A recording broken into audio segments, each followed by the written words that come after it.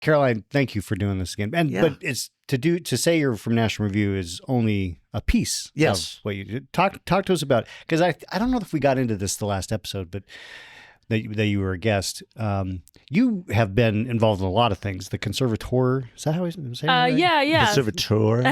Yes, it's like a women's lifestyle brand that's hoping to counter the leftist monopoly of Vogue and Vanity Fair and Elle and Glamour, that they have great aesthetics, but they normalize and glamorize ugly ideas such as infidelity and witchcraft and the sexual revolution, all those things that we think have kind of ruined Western civilization. Well, and the fact that, and I'm trying to remember which, and maybe it's more than one of the magazines. I think it was Vogue, but I feel like there was a man on the cover.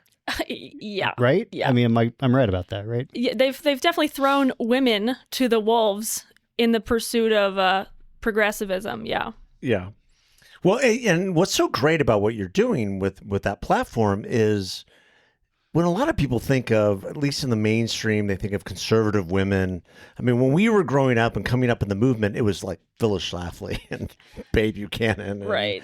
Yeah. And others. And yet there's this, what has been highlighted since the election is this whole new wave of young conservative women who are fighting for true women's rights and true women's independence, and faith, freedom, and free enterprise.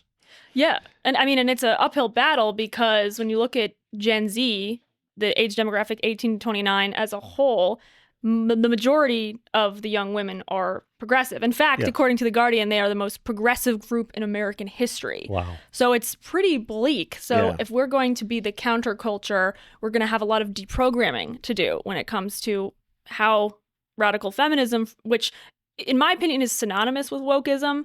Most of what you think of as woke is really just radical feminism. Everything from DEI to the gender ideology craze is kind of foisting these political paranoias onto people to protect some sort of alleged victim or marginalized group.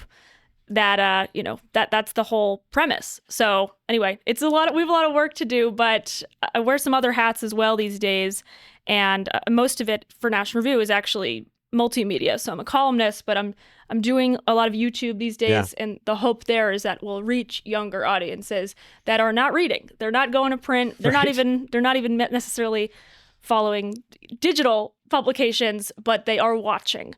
And they're on TikTok, they're on YouTube, and they like conversational tones, more authentic, relatable, like almost like you're talking to a friend, that sort of format. Right. So it's a big challenge for media companies to meet those people, but we're trying. And so this is going to be weird because we're going to ask some advice. We are not on TikTok. Is that something that we need to do? Well, so National Review very admirably had a longstanding editorial position that we are fundamentally opposed to TikTok as long as it is in bed with the CCP via ByteDance. And until there is a new company that buys it, an acquisition from an American company, it's still compromised. So from what I understand, that's underway. The Trump administration was looking. He's working on it. They keep going back and forth on it, I think. Right. And that's been a hemming and hawing, a bit of a saga there because there was an extension on the buyout legislation that technically was not legal, but Trump kind of declared it. Oh yeah, we could just give them more time. It's like, no, that's not that's not what the law says.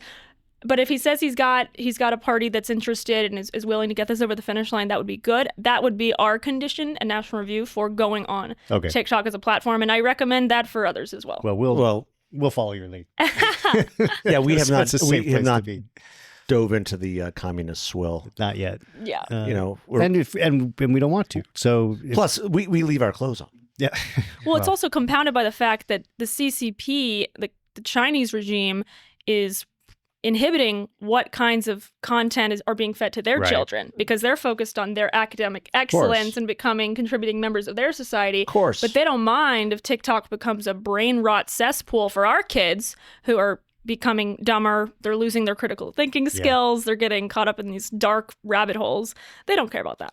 Well, I mean, the Chinese get a lot of passes in our society. Yeah, between farmland and 600,000 Chinese students, and we can go down the list. You name it.